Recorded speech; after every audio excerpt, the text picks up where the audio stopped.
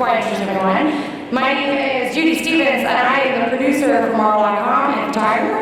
Plus, I do some cosplay. Also, are we excited? We have Captain Marvel. Hello. I'm also Amanat, who is the director of content and character development. We've got Adri Cowan over here. She's Snapchatting or videoing. She's doing the socials. And then Lorraine, Cink, writer and host of Marvel's. Ooh, I didn't update that. With a Marvel show, but she's been on the live show all weekend. We've got Judy, Willow, writer of Miss Marvel.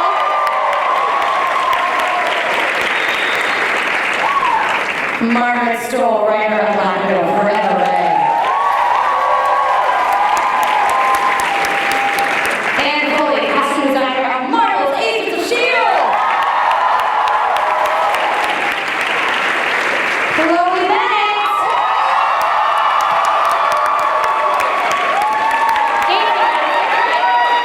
We've got Ming-Na, Agent Ming.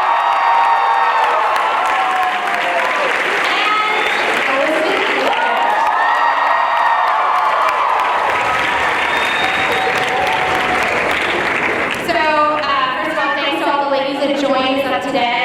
We're going to do a time-old tradition. Sana's going to talk about it. Yeah, so this is the best, I think the best panel at Comic-Con, right? You guys are so amazing. There's so much love in the house, and the fact that we have these incredible women up here just goes to show how much our industry has evolved, how much Marvel has evolved. So I want to do a quick thing. Anyone who wants to work in the comics industry, stand up. Who's working, wants to work, stand up right now. Stand up. Amazing. Look around. Look at one another. Wave to one another. Get to know each other. Become friends, network, make comics together, tell stories together. This is your community. This is your safe space. So anyone who says that there's no diversity in comics, look at this picture in front of you and look at this stage in front of you. We've come a very, very long way, so be proud. Tell stories. All right. So we've got some cool comics and news and stuff we're going to talk about. Before we get to that, we want to show you all the female-led titles that are currently happening in Marvel. There's 20. Look at that. Well, we've said this before. 6 years ago, we had 0 female-led titles, and we used to sit in a very small Women in Marvel panel, and we'd say, listen, guys, you want this? You need to go and buy it and buy one for your friend, and just spread the love. And you guys did. So we can keep making comics. We've got 19 to 20 female-led titles right now. We made a bunch of announcements over the last week or so, and here's some more images of them. We've got Spider-Man, we've got the Hawkeye featuring Kate Bishop specifically. Captain Marvel's gonna be bigger and better. We've got Thor as a woman, Jane Foster Thor, and then the all-new Wasp. So make sure you guys check out Marvel now, starting this fall. We have so much great content lined up for you. It's such an amazing time, and you guys should definitely check it out soon. All right. So I'm really excited to announce that we are doing more cosplay covers this year. We had a successful variant program last year. We had 21 covers, featuring myself, of course, but a lot of amazing cosplayers this year. I'm showing you the first look at 4 of them. This is Dazzler for A-Force, Hellcat, and then we also have Nico Runner and Punisher. September and rolling in October, so look after them, go and pre-order, find your favorite cosplayer. We've got some really exciting cosplayers, including Ricky Lakota and Riddle. We've got Yamahan again. We're doing a wide range of Miles. We're doing a Black Panther, so all that stuff. Yeah! Are you guys into Moon Girl, Double Dinosaur? Oh, that's awesome. So, Moon Girl turns out that she is going to be the smartest person in the Marvel Universe. How awesome is that? And she's only 9 years old, so I feel really bad about myself, actually. I'm totally mad about this shit.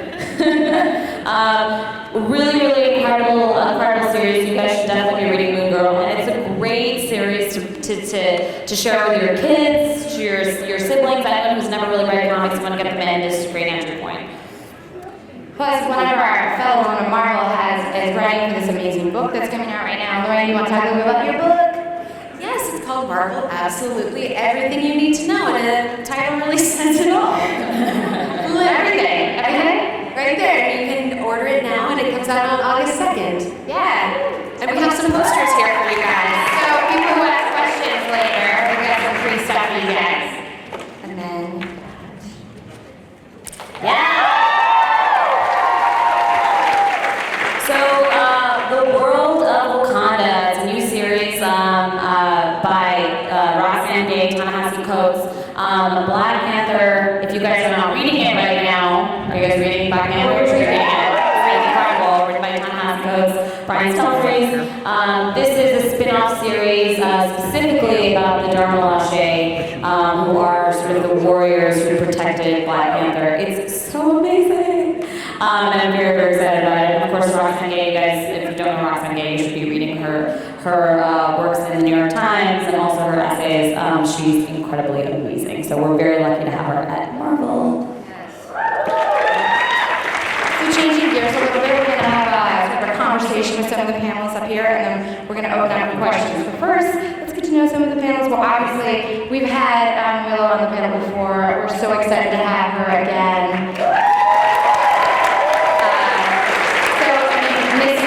Going through some interesting, Civil War II shaking her up a bit. Why don't you talk a little bit about, where Kamala is right now? So, for those of you who've been following the series, you know that this year Kamala got to fulfill one of her all-time greatest dreams and join the Avengers, which was super exciting for her, for me, for really everybody involved in the series. But as we know, as we go into Civil War II, sometimes part of growing up is finding out that your idols have feet of clay and that you don't always agree, and finding out what your opinion is, forging your own path. And so that's really been at the center of Civil War II for Ms. Marvel, trying to figure out where she fits in this conflict between two people that she loves and admires, Carol Danvers, Captain Marvel, and Tony Stark as Iron Man. It's been really poignant. We've been doing some flashbacks in which you get to see some of her history, her family history, why this particular conflict resonates so much with her. And coming out of this, in fact, next week, in the issue coming out next week, there are a couple of really big twists that are going to change really her world in Jersey City and what she's going to do and think going forward. So very exciting, and I can't wait to see what we're doing next. I guess you'll find out the mysterious origin of her bangles, her gold bangles, and how that came to be. That's one of the big questions we get about her costume. Is okay, we never actually had her costume, but what about that utility bracelet that she wears? And so we're actually devoting upwards of 20 pages to showing the origin of this thing, because it actually has a big backstory. And so it's going to be an even bigger year for Kamala, and a lot of really interesting things are going to happen coming out of Civil War II.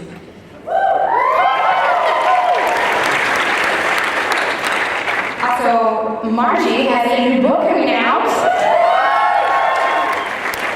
So, obviously, Back When Forever Red was amazing, really just opening up the door to the wide world from Marvel so that maybe new readers to the Marvel Universe can be introduced to the characters. And it's amazing to have you back. Can you tease anything about number 2? Yeah, that's actually the cover reveal, guys. This is the first look at the cover of Black Widow Red Vengeance. So will someone tweet that for me so that people can look at it and say, Margie made me tweet this, sorry. But there you see our legacy character and our origin character. So there's Red Widow, Ava Orlova, and Black Widow, who I think you know. And it's been an honor and a privilege. If you guys know me, you know this was like the job of my life, and I just got the other job of my life. Yes, you're writing Captain Marvel now. Yeah, so it's time, ladies. This is like a power year for the women of Marvel, and I was pretty excited. Yeah, and on that note, we're actually really excited because we're going to be be doing another book tour this year. The Women of Marvel is going to be joining Margaret on her tour later this fall in October. It's starting right after the end of New York Comic Con. The Monday after, we're going to be in New York City at Books of Wonder, and then throughout the country, ending in California again. So if you guys are local or traveling, make sure you tune in. These are great events. We do signings, we do Q&A, we do a costume contest.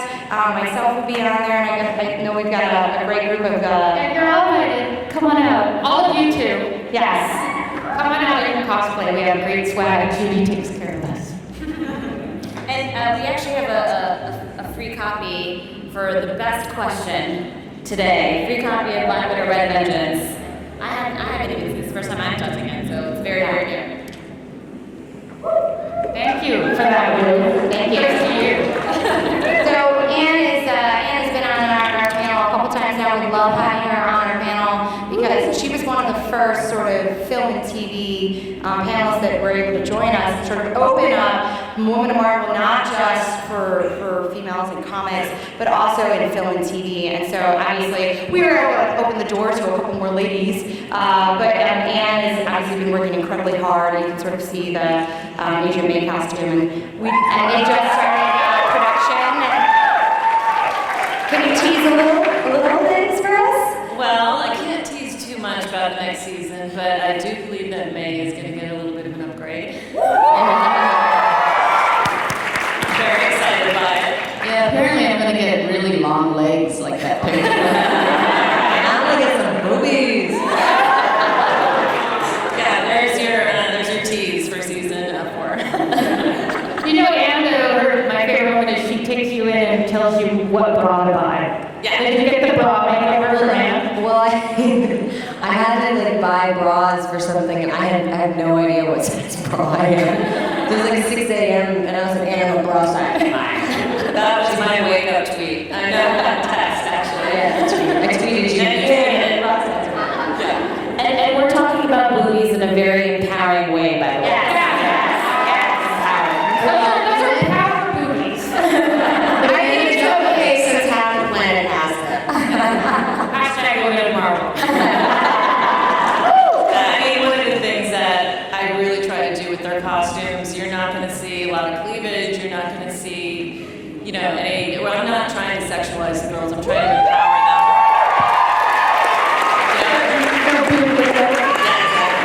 Yeah, no boob window. What I think is really interesting, Anne and I talk about sort of the evolution of the costumes, but also the evolution of the character. I mean, Chloe, you've sort of, your costume has also evolved with who your character is. I mean, how has that felt? Now you're in fourth season. No, it's crazy. What's funny about the costume is that when I first got cast, Joss actually was really into, he was like, so you're always going to be wearing flower dresses, and you're going to have like long scarves, and like leg warmers, and arm warmers. I was like, what? Aren't I a hack? So, and then Jen and Marissa had a totally different idea of what they wanted the character to look like, and it kind of has evolved in that direction. But I remember our first like screen test, which I think they just showed at our panel. Did anyone see that? Anyone see it?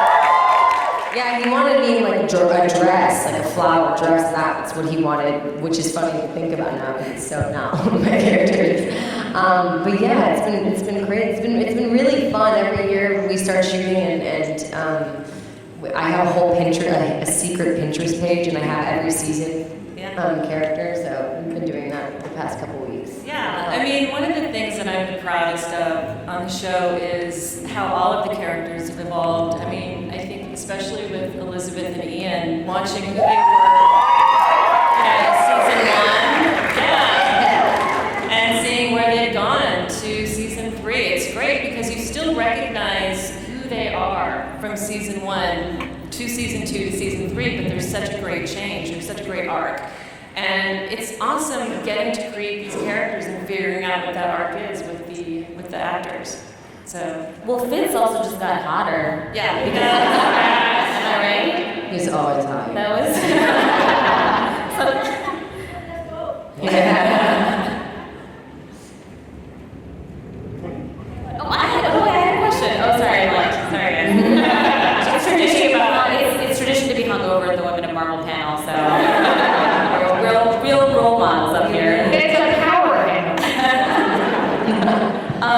actually had a question for the ladies of S.h.i.e.L.D. Like, we talk so much about transformation, specifically when a civilian becomes a hero, or whatever sort of powerful skills that the characters have.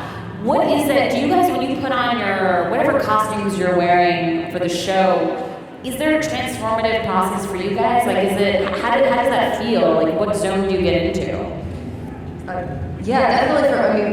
Quake. It's hard to put on the Quake costume and not kind of feel super badass. And I really never feel like badass ever because I'm really clumsy. Yeah, there's something it's really empowering. But it's funny because we have a lot of really great directors, but sometimes no offense, men, but sometimes they just don't get it. And a lot of the times, direction that's given to us, or I've had certain people say, okay, well we just want it to be a little less emotional, and you just want to be a little bit more badass and more, basically describing more male characteristics. And my favorite part about playing Daisy is that I think she's so badass because she's able to feel so much, and she's so empathetic, and she cares for people so much, and she's maternal in a way, in her own weird way now. And this season she's going more rogue, and she's doing that because she cares about the team so much, and she feels like she has to she would bring harm to them, so she's going to separate herself and put herself through that pain for them in her own, while wearing like a ton of eye makeup. like a really dramatic, a little dramatic, but yeah. Was that even your question? Yeah. I just like hearing you talk, Foley. Yeah. I think why I love Agents of S.h.i.e.L.D. so much is that like half the team is incredibly empowering and powerful woman. I'm going to speak English today. But each one of you is sort of an iconic moment in not just Marvel heroines, but also in overall film and TV. We've got Elizabeth as this female scientist who is rocking, who is doing her own thing. And we have Agent May being epic.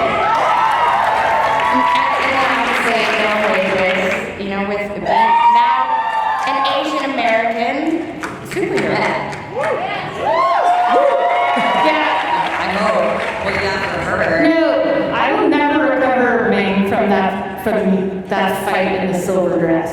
That was like Ming versus Ming in heels.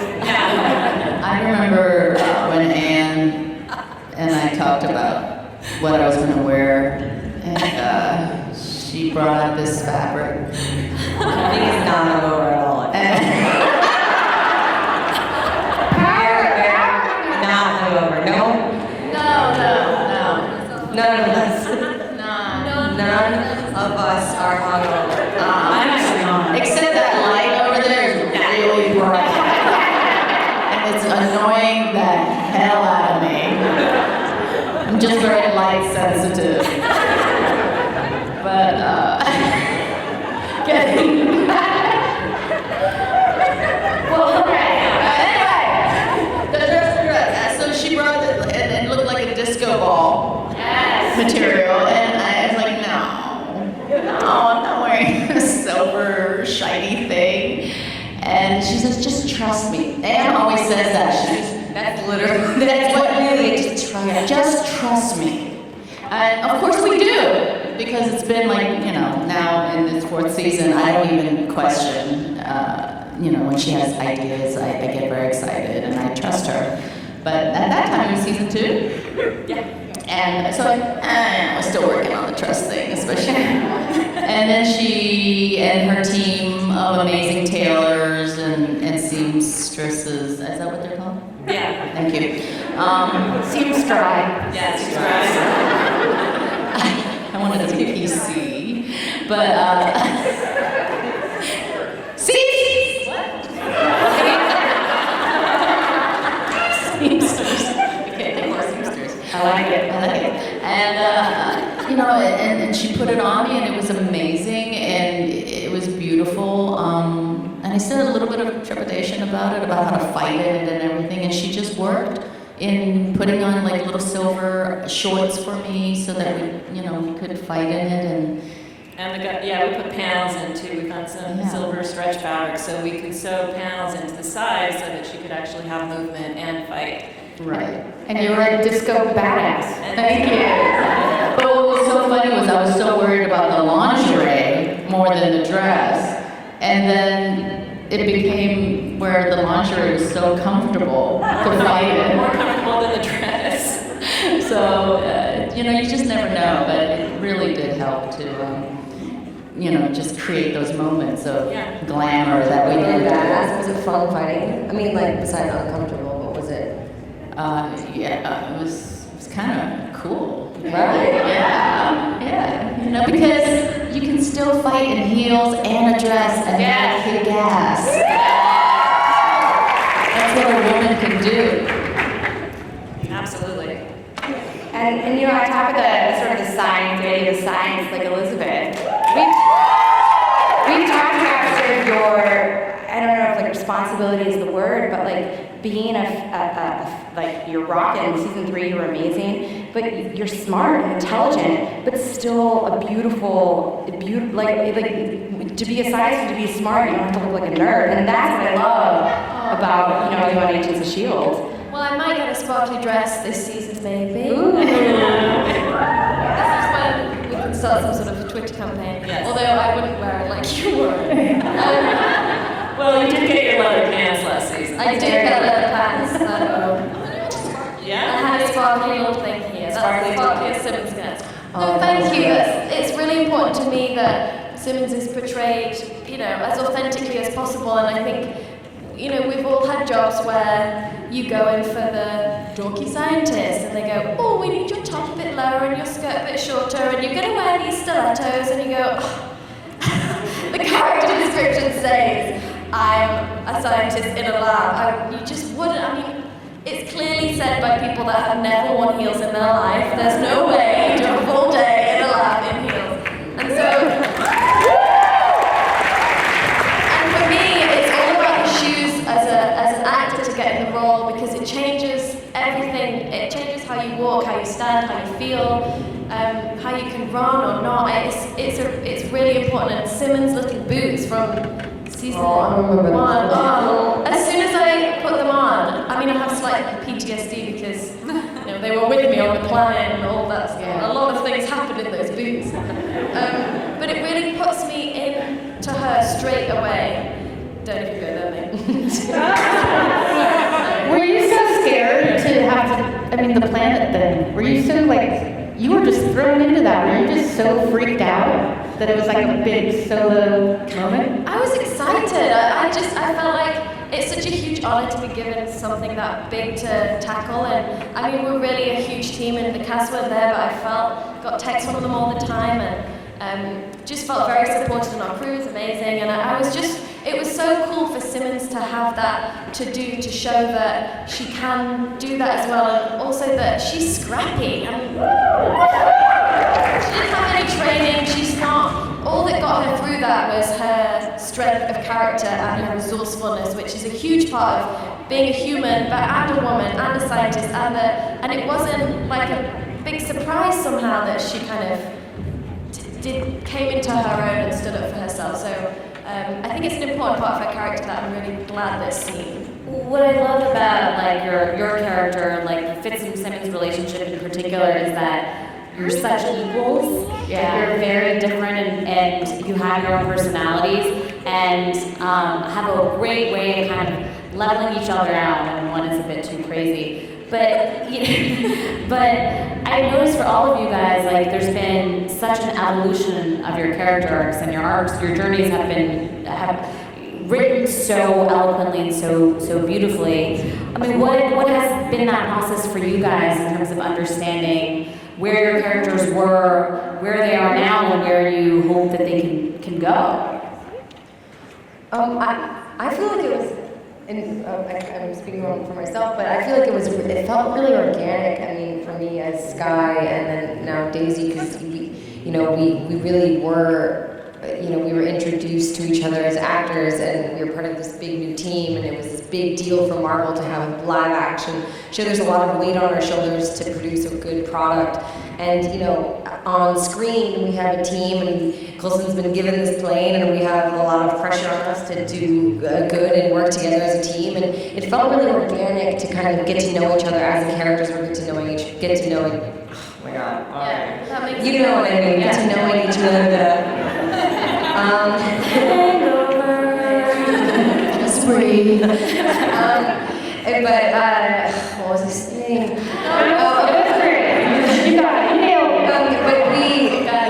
Yeah, and then, you know, season 2, you go through stuff on a TV show. It's, you know, we work, it really isn't glamorous. It's a wonderful job, but it's a lot of hard work, and, you know, that changes you, and then, you know, being in the spotlight changes you, and we've grown together so much, and I feel like you can see it on the show, and, you know, we've gotten arguments off screen, on screen, we've had, you know, everything's happened, and I feel like, you know, it really works, and it's kind of translated onto screen.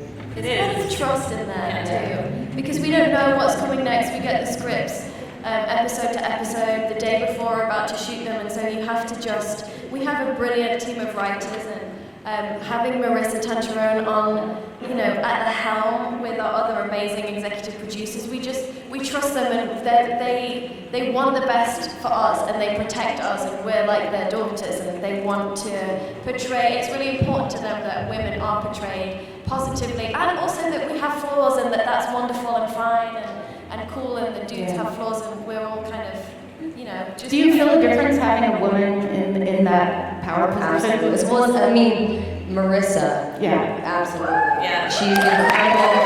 She should be there. She really sets the tone, and, you know... She does. I mean, she's also a huge part of why the show looks the way that it does. I work so closely with Mo, probably closer than anyone else on the show. I mean, we have created these amazing characters that I'm so lucky to have her voice. And the thing is that what's so amazing, I'm trying to learn this from her because I'm completely the opposite. She does it with efficiency and quietness. She never has to raise her voice. She's always calm, she's always pleasant, but she gets her messages across because she's confident and she's, you know, intelligent, and she's so zen in that way. And it's incredible how powerful she is with, you know, her petiteness and her quietness. And she looks like a model. It's beautiful. And she's so talented, but I'm trying to learn from that. So Yeah, we call her our warrior princess. Yeah. And it's tough, you know, there's a lot of pressures, especially I think we feel it as women, especially, you know, there's a lot of pressures to look a certain way, and you know, there's been so many times I've been in the office at a fitting and I'm crying because I feel uncomfortable, and like I don't look good, and it's, you know, and a lot of the time it's because I'm in that kind of state of mind. You know, Daisy obviously had a rough season, so you know, it's clothes especially, which is fitting that, you know, we're doing this panel together. It's society has such a specific way that they want women to be and to dress, and we don't ever play into that. We never will. And that's what's important to me, and that's what I was saying earlier. But it's sexy when we want to, when we feel like it's right, but it's sexy for us. When I want to feel sexy, or when Daisy wants to feel, then we do it, but it's not ever for any other person. It's not ever for people on the network. Well, somebody sent me a really nice message about when Simmons was in her outfit for the club, and it's like, you don't have to be in a short dress with heels to look sexy. And that's fine if you want to. Yeah, but for Simmons and a it didn't make sense for her. as a character, it didn't make sense to do that, but so we could show sexy in a different way. And as I said, it's all about empowering the girls, whether they're in their civilian stuff or whether they're in a superhero costume. That's the most important thing to me. And Anna's is such a trooper. Because, you know, ladies, there's that time when it's that time. And you're there going, oh, nothing fits me. It's horrible. What's her favorite? Spanx.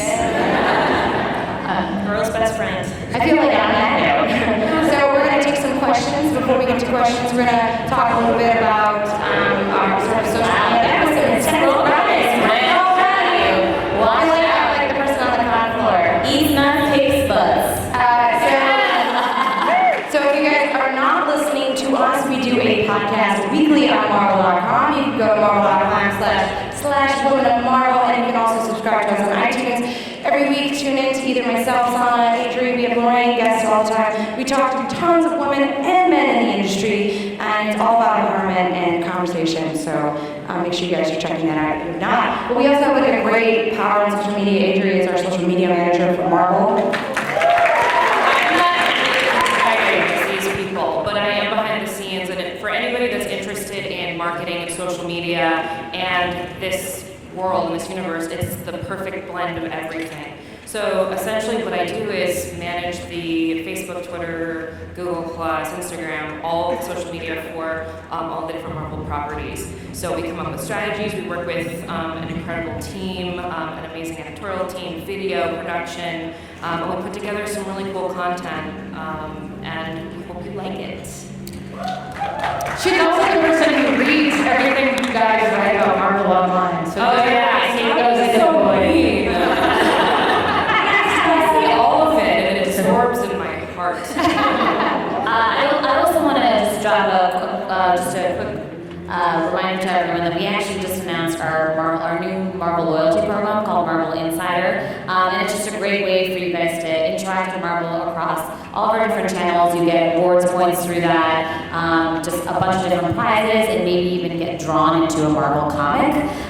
So check that out at marvel.com/insider. And now we can go to your question. Wait, one more second before we get to a question. Speaking of badass women who make our show what it is, Megan. Oh yeah. Yes. Megan, please, no, seriously, stand up. Everyone give her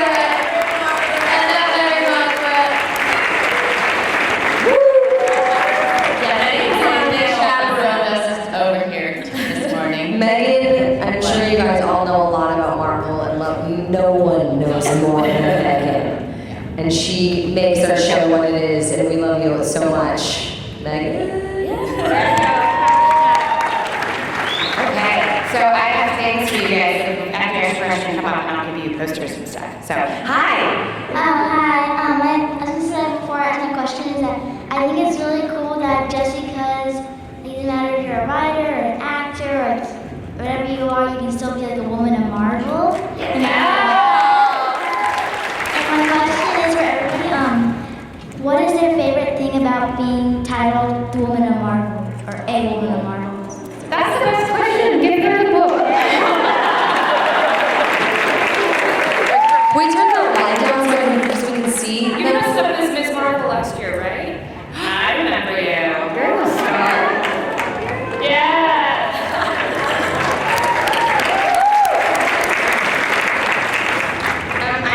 I'll start. I mean, it's family. I've been part of this company for 10 years now, and I have grown as a woman, as an individual, as an employee. I've learned so much, and every single one of these women that I have worked with have made me who I am, and that's why I stay, and that's why every week I'm on the podcast talking about women empowerment, because it is so important. It's so important. Yeah.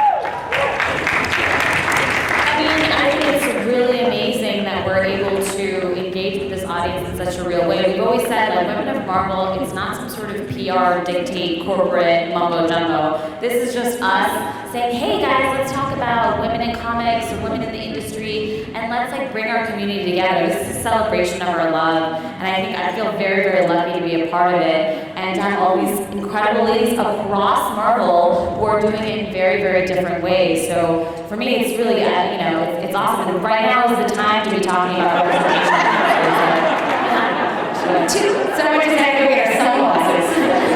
Well, is there a way to turn the light down so we can see people asking a question? Anyone who's in charge of the lights? I just want to say, for me, Women in Marvel, I used to come to this panel. Yes. I used to be like you guys, sitting out there, and I heard some of the most inspiring things as a woman, as an artist, as a person that I've ever heard, and that I still quote back to people when they ask me questions, and I just totally take the credit. But it's really exciting to me because it's like, I get to be one of you, and like, you can be one of us. To me, is one of us. One of us. Yes. Wow, I didn't even follow that. To me, it really is about coming full circle. I grew up reading X-Men and playing Storm on the playground with a guy who I had a crush on who played Wolverine and had like pencils between his knuckles. Marco, if you're out there, you still remember. Marco! So for me, it is coming to the source of those dreams, to the source of those stories, and to be able to be given the reins of those characters and to drive the story is just, it's incredible, and it does feel almost like you are stepping into the painting on the wall and becoming part of that dream and that story. So for me, having all of these people to do that with, all of these amazing women, just means that we have a mandate, we can set the bar higher, and we can do more than we ever could before, and it's just amazing. Yeah.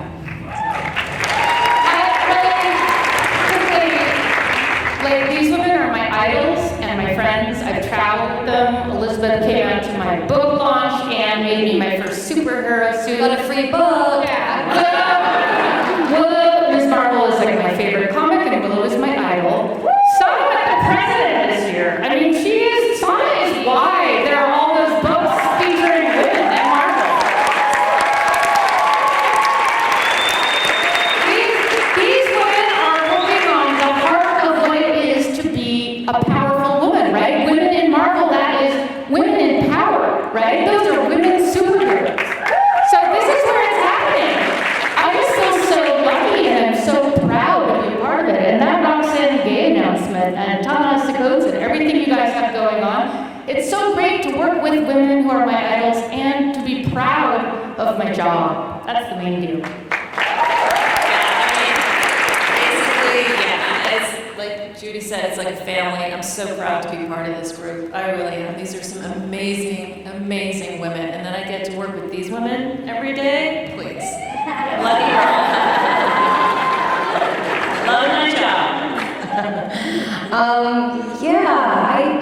I grew up in Chicago, and I'm half Chinese, and I never saw anyone on TV who looked like me. And I remember asking my dad if I could dye my hair blonde, because I said I wanted to be an actor. And I thought that I had to have blonde hair and blue eyes to do what I do. And now here we are, and I am a superhero. You literally are.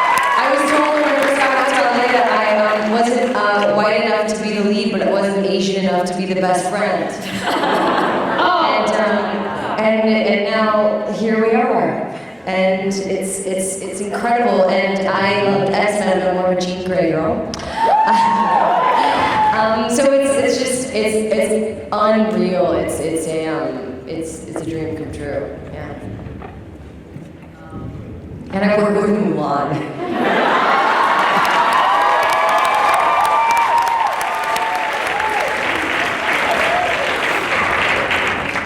Hungover. No, it's just the light. The light is just really lavish. And you know, this is very May. This is a very May look with her sunglasses. For me, hi, is there a bird? It's Mark Strong. Does anybody know? Is it Mark? Yeah, it's Mark. Oh my goodness! He has a bigger laugh and a crazier laugh. That's him laughing. It's awesome. I grew up as a gay girl and being Chinese in a very white. Thank you. In a white suburbia and having a very Chinese name. For me, comics and this whole genre, science fiction, science fantasy, it was my salvation, really. Because you could escape into it, you could become the heroine, you could become the leader of the pack, or anything you want to be. You could have special powers, and I love that whole genre. I was president of my science fiction club. And Thank you, I know. Yeah. It was so much fun. And Dungeons and Dragons, all that stuff. to be at my age, being a mom, and now continuing to live this fantastic life, being in the Marvel world and having these strong female character roles, and still inspiring and you know, elevating the image of what a woman can be. That's what Marvel allows for, and I don't think any other comic company can do the stuff that Marvel does for women. So I'm really thankful for that.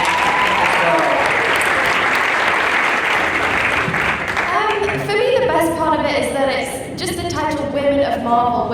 It's more than one woman. We're together and share. We help each other, and I think so often we're pitted against each other. And you know, we've been in. I remember sitting down with Joss, my very first meeting, and we were talking about Simmons and then Sky's relationship. And he said the most important thing to me is that we don't ever pit these two girls against each other. He said the same thing. He said you'll never. It's such an obvious choice to do, and so what people love men are people that love to do all the time. Yeah. And it was always about helping each other grow as women and be strong. And it makes so much more sense. We're so much stronger together. There's so much wisdom. I learned something every day from Ming. Mostly swear words. Sweaters I never knew could be there. And that's what this whole panel is about. It doesn't matter, you know, what your particular craft is, and it really doesn't matter whether you're involved in Marvel or you're not. We are all connected. You can learn something from everyone, and men included, by the way. But I do feel like women are often pitted against each other, and that is something that just isn't in our show and isn't in the cast, and it's better. yeah. Great question. So sadly, we only have time for one more question. Oh, we got 15 minutes. We're good. Oh, we're good? This is scary. Guys. Okay. A little shorter answer. Wow, look at this amazing costume. Are you Daisy? Yeah. Awesome. Well done. Is anyone else dressed up? Is anyone from the show? I know you. You're Daisy. Yeah. I see you, girl. Anyone else? Well, what's your question?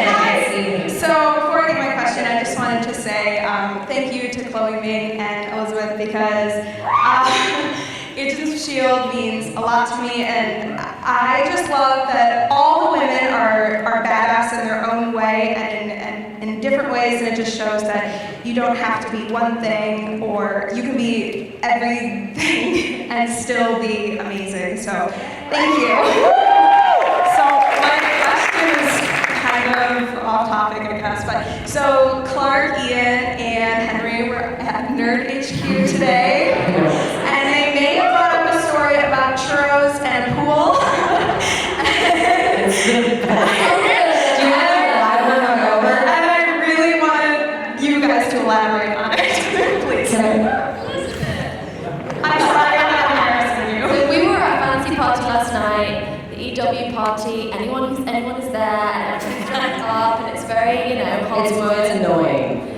So Chloe and I decided we heard a rumor there was churros, and so we decided we were desperate for churros. So Priorities. Actually, I saw the churros and I was like, God, can't have one out of Elizabeth. Gotta get a churro. They walked away to find me.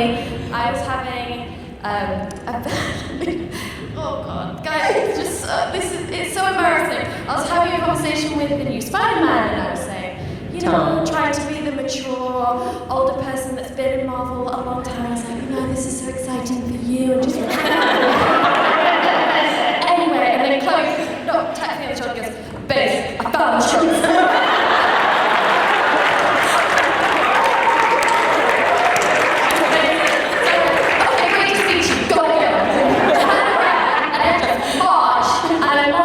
Straight into the pool. Okay, so the pool was like they had like floaties and they had like models in the pool.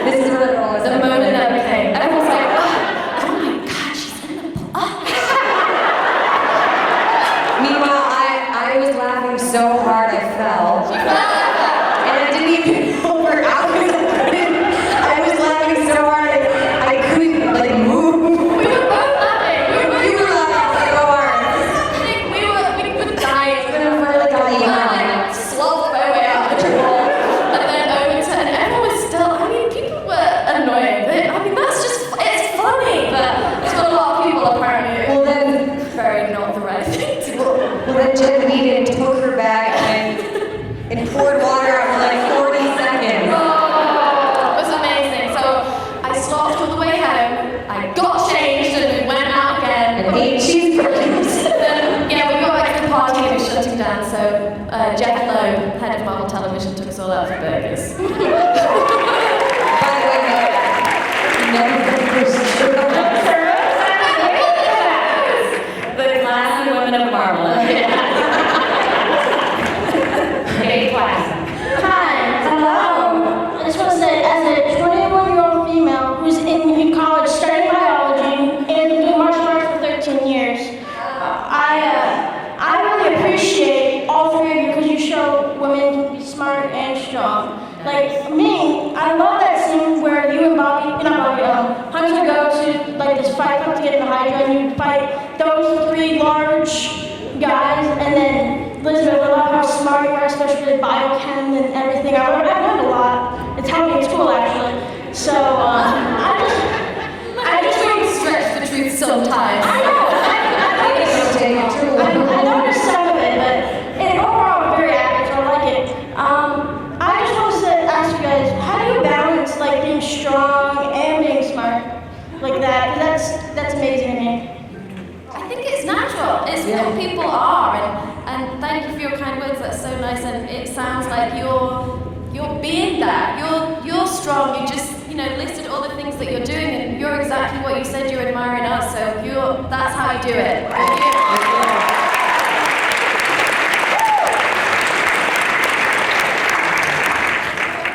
I'm kind of stoked of being up here. Yeah. So congratulations to all you ladies for being powerful, for being there. A powerful lady in my life, my wife. Nice. So we've been together 21 years. So it's a good thing. No, it's right here. She's talking. I'm pointing at someone else. Hi. So anyway, I wanted to go ahead and get to talk to you guys because I've been trying really hard to get to you guys and I wasn't able to. But anyway, Chloe, you're awesome. Thank you. You're very, I watched the show and I was like, wow, who's that computer girl geek? And all that stuff. So I thought that was pretty good. Are you really into computers? I'm horrible with computers. I go to the Apple store and they all watch the show pretty much and they're like, I'm like, how do I turn this on? I think it's very ironic. Yeah. So, well, I wanted to ask a couple of questions. I know there's a lot of people behind me. When you guys spar, to practice and stuff, do you guys sometimes hit each other and get hurt? Ming is notorious for kicking people. Do you know that? Kick people. You sometimes accidentally. It's fine. No, we know. You know what? It was in the blooper reel. Who's acting? They're really good actors. Sometimes accidents happen.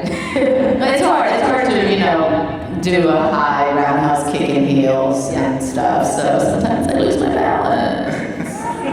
Fall a lot, yeah. I do fall a lot. We both, yeah. I'm very confident. So we got like 5 minutes left, so if you keep the questions quick and brief if possible.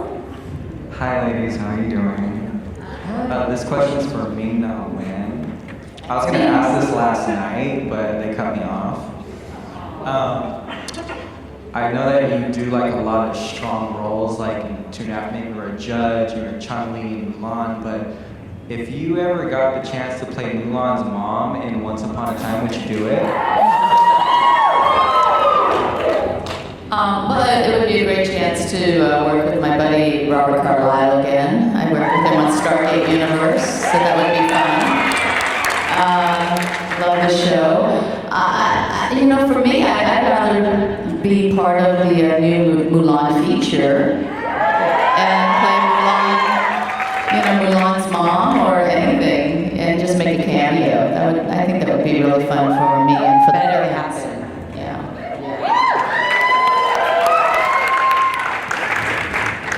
Hi. My question is for Sana. Yes, finally. So with the announcement of Roxanne Gay and the Dora Milaje being focused on, I'm super excited.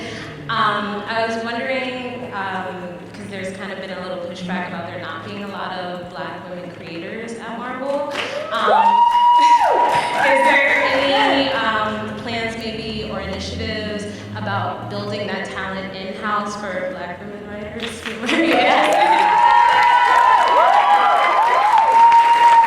always said it is incredibly important for us to have really distinct, unique voices behind the pages, and that is 100% has been our intention and our hope. And it's always about, for us it has started by creating this community and letting people know, yes, we're here, but also you guys are welcome. And we want you to be here. We want to have conversations with you. And that takes time, of course, but that is definitely something that is very near and dear to our hearts. And I think having Roxanne Gay there, having Ta-Nehisi Coates there, they're also helping to expand our network too. And Ta-Nehisi connected us to Roxanne. That's how we got her.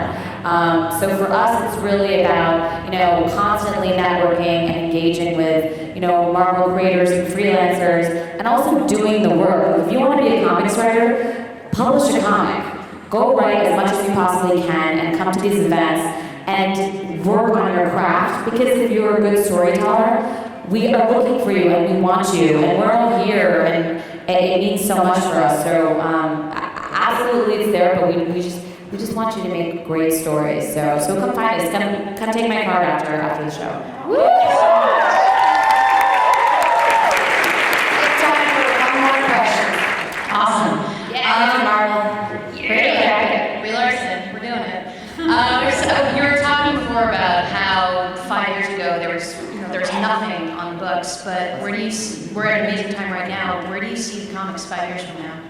I mean, I think it's going to be at a point where we're not counting the amount of female-led titles that we have. We're not counting how many minority characters we have or how many minority voices we have on the page. We're going to get to a point where it's hopefully gender, race, sexual orientation of creators of our characters is just going to be completely normalized. It's not. Yes, can we tweet that out?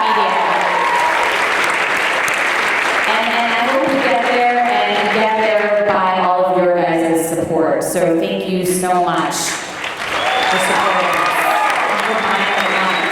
That was a great question, Amanat. Thank you so much for everyone for joining us. This was an amazing panel. Hopefully we'll get back next year. We're going to do one photo for Cowan there. And we're all on social media, so for those of you who had questions, come find us. Women of Marvel Podcast, please write in, okay?